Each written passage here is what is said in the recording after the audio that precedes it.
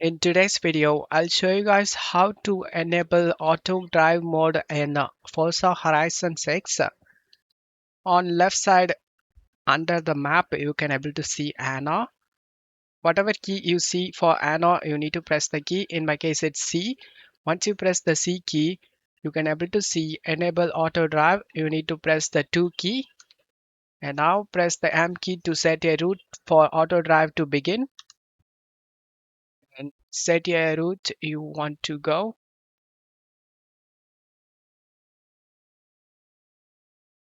Once you're done, set a route. I don't do anything. It's auto drive mode is on right out here. And if you want to take the control back, then you manually use the WASD to disable this auto drive.